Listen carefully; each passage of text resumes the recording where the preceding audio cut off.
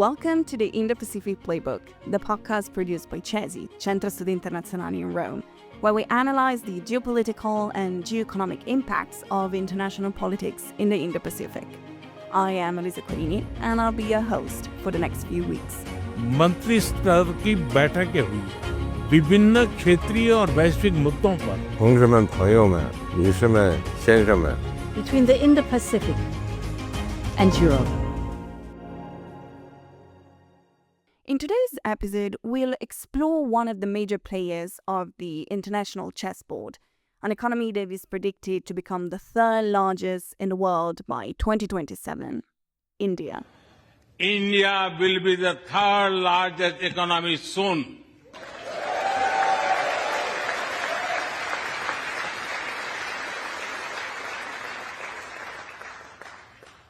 We are not only growing bigger, but we are also growing faster. India and the European Union political relations are primarily framed by the cooperation agreement signed 30 years ago and the strategic partnership drafted in 2004, which has scarcely produced relevant results until today. However, in recent years, Europe's interest toward the Indo-Pacific and India has been increasing, and it has been demonstrated by the launch of the EU strategy for cooperation in the Indo-Pacific, the institution of the annual EU Indo-Pacific Ministerial Forum, and most notably, the signature of a Memorandum of Understanding in 2023 on the India-Middle East-Europe Economic Corridor, IMEC. The IMEC, well known by all of you, the India, Middle East, Europe corridor, that we launched here in New Delhi in 2023 during India's G20 presidency, in my view, is a historic opportunity to bring this to life. Another sign of these enhanced interest was the recent visit by the European Commission President Ursula von der Leyen to New Delhi, where central were the discussions concerning the free trade agreement between India and the European Union, followed shortly after by its 10th round of negotiations. Partially, Europe's desire to boost its involvement in infrastructure and development projects while simultaneously increasing its naval presence in the region has been a response to US priorities in the area, specifically for what concerns security interests around the South China Sea and the Taiwan Strait. However, the recent change in the US administration and its different posture in issues such as the Russian-Ukraine conflict may cause a misalignment between Washington and Brussels toward other issues such as the Indo-Pacific strategy. So, even though both the US and the European Union will likely pursue a positive relationship with New Delhi, the approach may be quite different. Our first guest in today's episode, who will help us navigate EU-India relationship, is Her Excellency Ambassador Vani, Ambassador of India in Italy since April 2024. Ambassador, what is the current state of relations between India and the European Union, particularly in light of the recent visit of President Ursula von der Leyen to India? So, thank you for having me on this podcast, and I'm happy to share my perspectives. Um, for India, the European Union is a very important partner, and we are looking at the EU as an entity which is becoming more and more cohesive in terms of its foreign policy, its defense and security policy, and also its approach to the global issues. And we have a very good relationship with the EU, and the relations have been becoming stronger and growing. We were one of the first countries to recognize the European Economic Community back in the 1960s.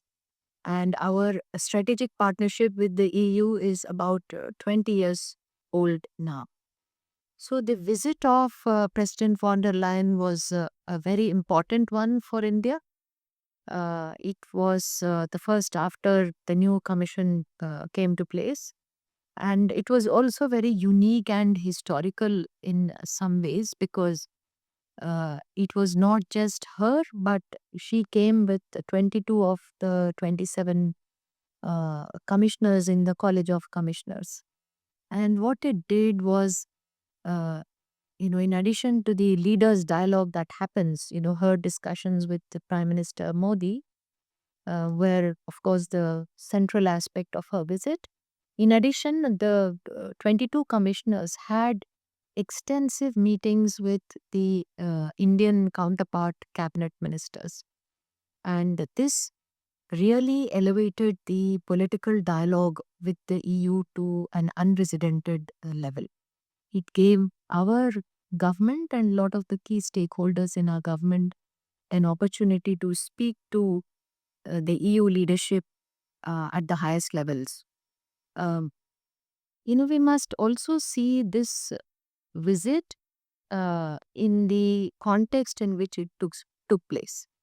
I think you would agree with me that the current geopolitical context is somewhat challenging. There is a lot of unpredictability. There are many changes that we're all trying to read and respond to. And in that uh, state of flux, I would say that India is a bright spot in the, not in the global order.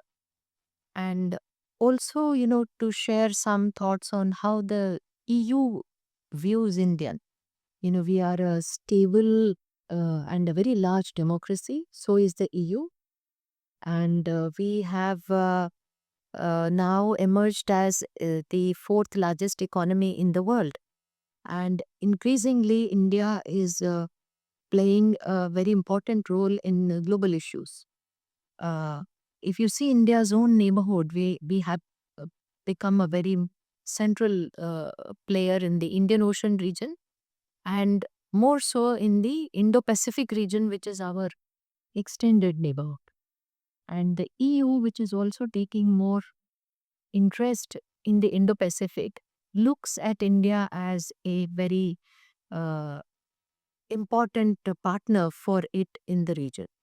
And another reason is, the importance of maritime issues that we are seeing in the current world, uh, both for maritime trade and also security. In the Indo-Indian Ocean and also the Indo-Pacific region has become a strategic space, and we're very glad that the European Union has also announced the Indo-Pacific strategy, and through that they are engaging more with countries like India. So her visit, President von der Leyen's visit at the beginning of the new commission, gives us an opportunity to look to the future, and there were some significant outcomes. The leaders agreed on some priority areas of engagement for the EU and India in the future. Uh, the defense and security aspect is one of those. We already have consultations with the EU on these issues. We have a maritime security dialogue with the EU. So we are hoping to continue that in the future. We have also been working together in some of the uh, missions in the Red Sea and other areas in the recent years to address our own concerns about maritime security.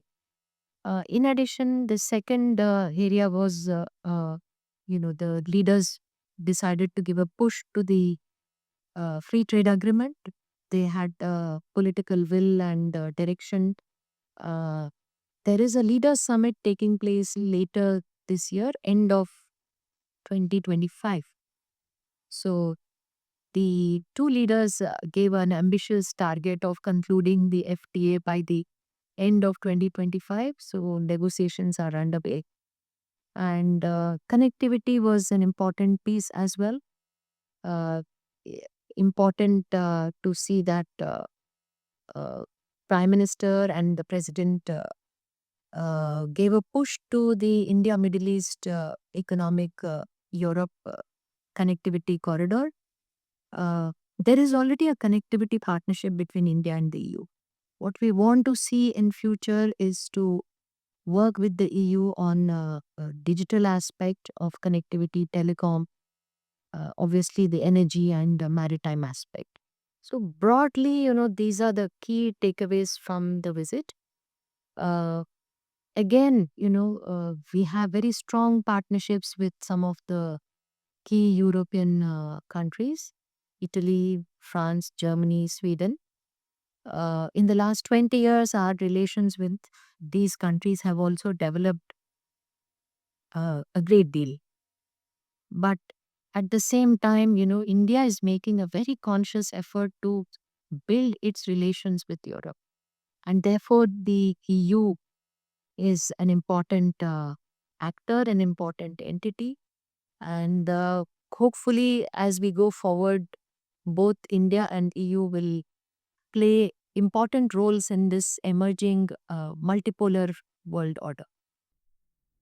Thank you so much, Ambassador, for your answer. My next question is, given the important role that the European Union plays, as you have underlined, the recent developments between Brussels and New Delhi, and of course the ambitious target of concluding the FTA by the end of 2025, what do you think that the Indian government expects from the European Union, both politically and, of course, economically?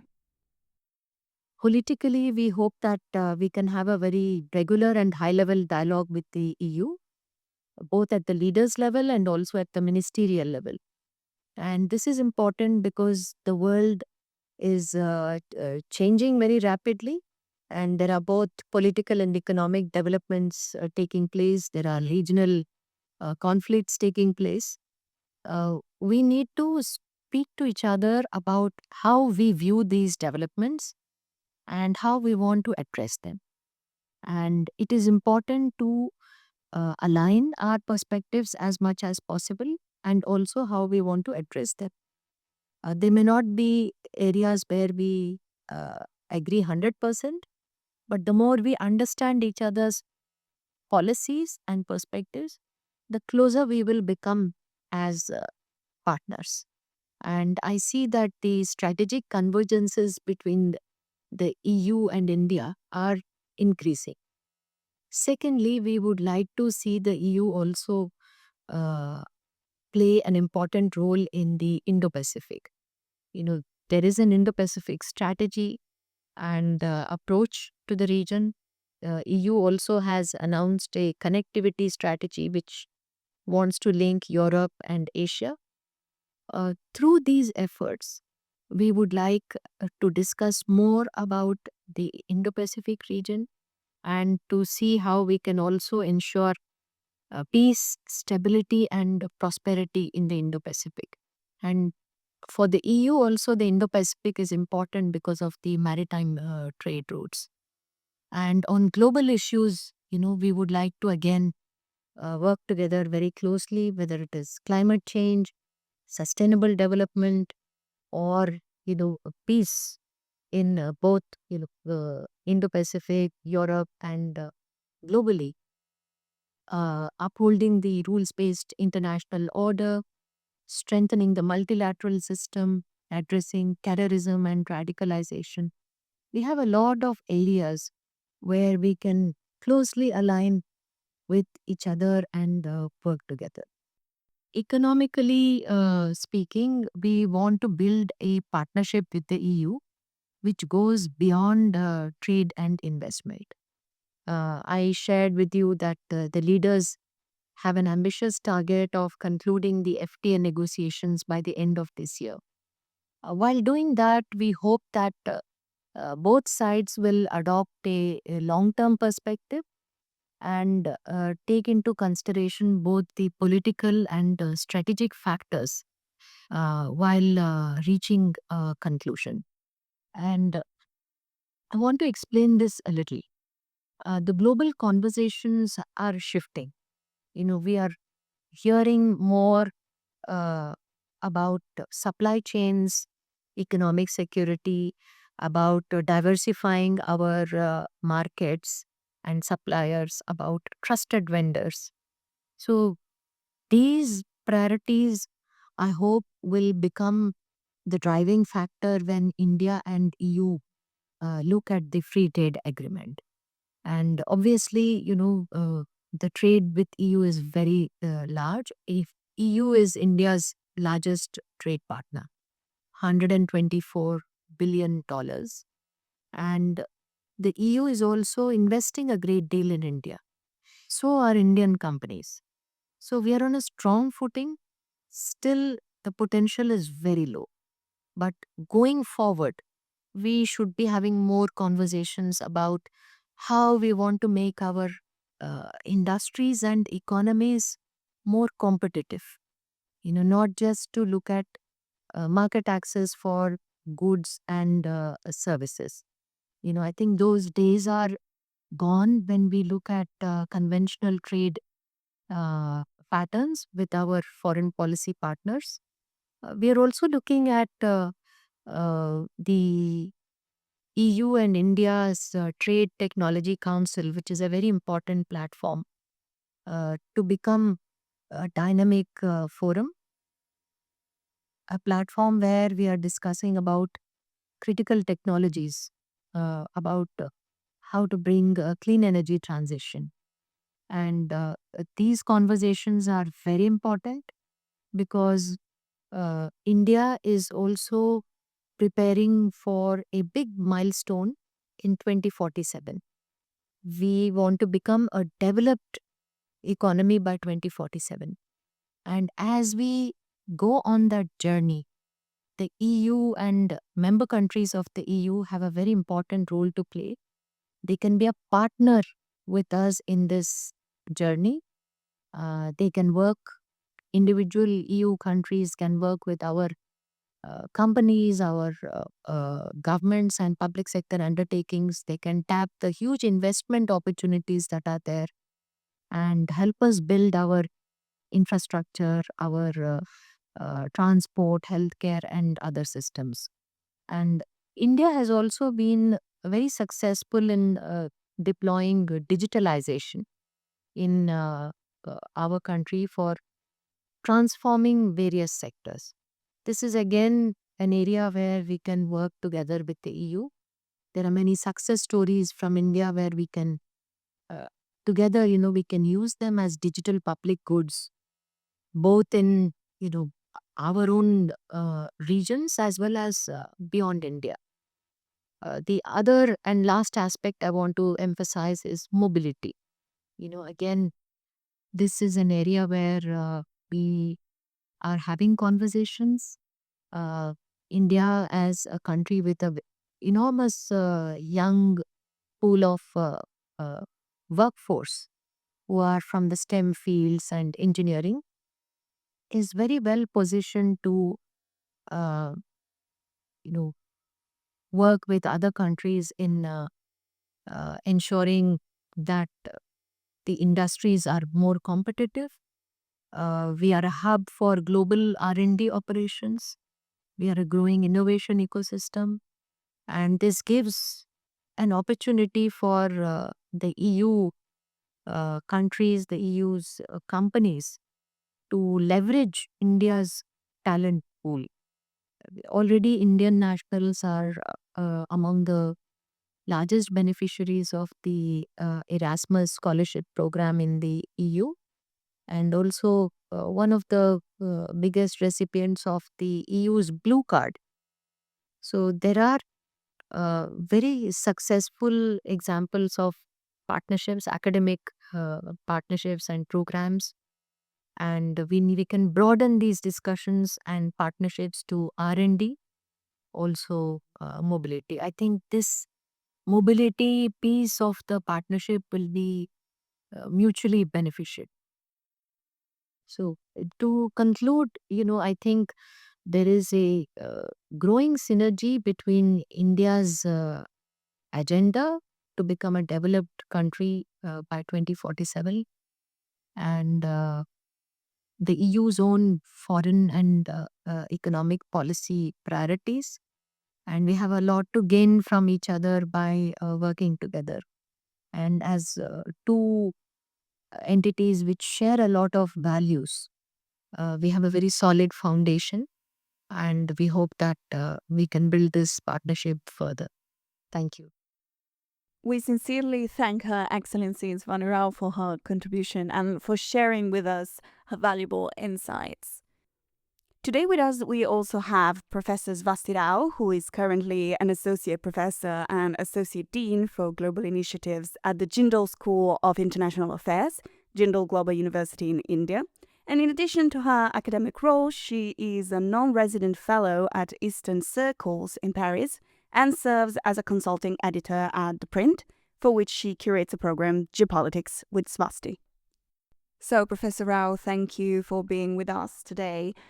I would like to ask you, looking a little bit more specifically at Italy, where are we now in the relationship between New Delhi and Rome, especially concerning trade and connectivity, which have been a little bit at the center of discussions, I would say, in the recent months and years? India and Italy have witnessed a truly remarkable transformation in their bilateral relationship over recent years. Now, a pivotal moment came in 2018 when Italian Prime Minister Conte visited India, and this particular visit paved the way forward for renewed collaboration. And the product and the result, by that way, could be seen in setting the foundation for our first joint action plan from 2020 to 2024. Now, of course, the momentum continued to build, especially as Indian Prime Minister Narendra Modi visited Italy again in 2021. And this particular visit was when our relationship was elevated to a strategic partnership. And of course, this particular visit was then reciprocated by Italian Prime Minister Giorgia Meloni when she came to India in 2023. And I would say the rest is history because in just 2 years, 3 years, I think we have made remarkable strides. And for sure, I would like to mention India's presidency of the G20 in the same year, which is 2023. And this also marked a high point because it was during this period that Italy became a founding member of the Global Biofuel Alliance. And most importantly, it endorsed and signed on the Indian Middle East Europe Economic Corridor, or the IMEC, a project which is aimed at enhancing trade and infrastructure connectivity.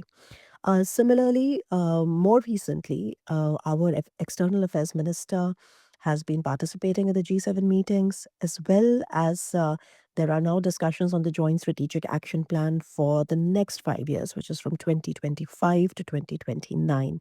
And in the new framework, I think it is very clear that we have priority areas such as defense, trade, energy, space, etc. And especially when it comes to connectivity and all that. So, first, let me just tell you a little bit about trade.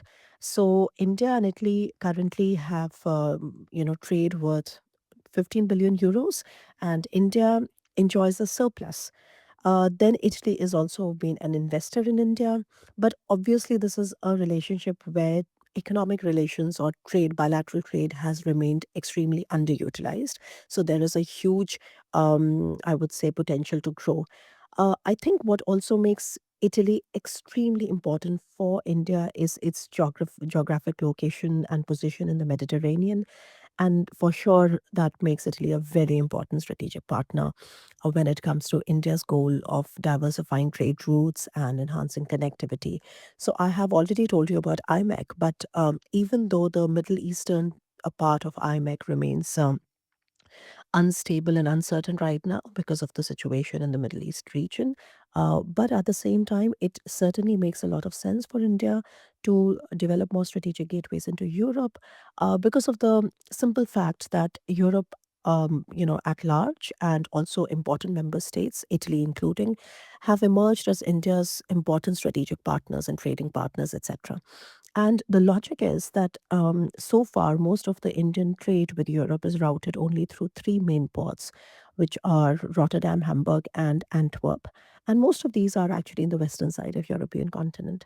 So it only makes more sense as we are set to sign an FTA very soon, and also because of the bilateral relationships we are also looking at enhancing more bilateral trade, it only makes more sense for India to then develop more strategic gateways into Europe. And in that regard, the port of Trieste really becomes very important. In fact, Prime Minister has been talking about how to develop more connectivity from Mumbai in India and then to Marseille in France and Trieste in Italy. So, needless to say, Trieste is connected much better to the Central and East European markets, and that is what makes it so important. But very quickly, I will, now briefly really would like to mention the defense cooperation, because defense has emerged as another very, very important area of cooperation. And of course, there have been some challenges earlier, but I think a significant breakthrough came in 2020, which was very simple, but at the same time, there was a MOU was signed between Fincantieri and the Cochin shipyard, which was on shipbuilding. But not just that, I think the pivotal moment was when we signed a comprehensive defense agreement in 2023 by the defense ministers of both sides. And through this, we were targeting, collaboration in defense policy, in R&D, in defense production, etc. And this agreement has been ratified already by the Italian side in June 24. And I think there's one thing that I'd like to mention here is that this includes provisions for information sharing and intelligence sharing as well. So, in fact, in February, which is very recently, Intelligence Chief Belluni joined the Raisina dialogue to discuss, things of common interest such as de-risking, etc. So, if I'd like to just conclude, I would say that the evolution of India Italy relations has been remarkably swift. It's also been propelled by political will on both sides. I think the dynamic relationship between Prime Minister Modi and Prime Minister Meloni has injected a fresh vitality into our ties, and it has pretty much, on its way to transform geopolitical challenges into opportunities. What is your personal view on the future of the region and the future of our two countries' collaboration? Going forward, I would say that Indo-Pacific region remains a very vital region for working on more cooperation and coordination, because despite lacking a formal Indo-Pacific strategy, Italy is increasing its engagement in the region, especially through its partnership with India. So, of course, we can cooperate much more under India's Indo-Pacific Oceans Initiative, and we can also work out potential trilateral arrangements with other countries and like minded countries. Similarly, there is a lot of potential to enter into triangular cooperation models for countries in Africa. Something where and Africa remains a region where Italy has a strong footprint. So overall, I think there are several dimensions to this bilateral relationship, and right now, these dimensions have gained significant momentum thanks to all the political commitment and the political will to drive. So I think the only challenge that we now have is lying in effectively implementing these initiatives so that the full potential of this wonderful strategic partnership can be unlocked. Thank you, Professor Rao, for your perspective. It was very insightful. Both the European Union and Italy have witnessed a significant transformation in their bilateral relationship with India. And as we have listened today, there is much potential still to be unlocked. On the economic front, both India and the EU have reaffirmed their commitment to finalizing the FTA agreement by the end of 2025, a willingness that has also been shown by scheduling the next round of negotiations in New Delhi from May 12 to 16. Beyond trade, connectivity has emerged as a pivotal area of cooperation. The Indo-Middle East Europe Economic Corridor, IMEC, stands as a testament to this commitment, aiming to diversify trade routes and enhance economic integration, perfectly in line with the European Economic Security Strategy and the already ongoing Global Gateway. And as mentioned both by Ambassador Rao and Professor Rao, the defense sector has emerged as a new area that we should observe and monitor very closely. In a recent white paper of the new EU REARM program, Brussels communicated the desire to collaborate in defense projects with those countries with which it has signed a defense and security partnership. At the moment, the EU has already signed such a document with Tokyo and Seoul, and there is the possibility that a new partnership could be drafted also with New Delhi. In the context of strengthening EU-India relations, Italy can play a pivotal role. Indeed, Rome is strongly committed to developing its partnership with New Delhi, as evidenced by recent high-level government visits to the Asian power. Notably, the Italian Ministry of Foreign Affairs has included India in its list of high-potential markets, appointed a special envoy for the IMEC project, and through Minister Antonio Tajani proposed a conference in Trieste on the Indian-Mediterranean corridor. Trade, investment and defense, as well as connectivity, mobility, educational and cultural partnerships, all these elements lie at the heart of the new strategic partnership that must now be implemented in order to give tangible form to the shared high ambitions. The Indo-Pacific Playbook is written and produced by Tiziano Marino and Elisa Querini from the Asia and Pacific desk at Ce.S.I. If you want to know more about international politics, visit the official website of the Centro Studi Internazionali, CeSI, and follow us on our social media, Instagram, X, and LinkedIn. See you in the next episode of the Indo-Pacific Playbook.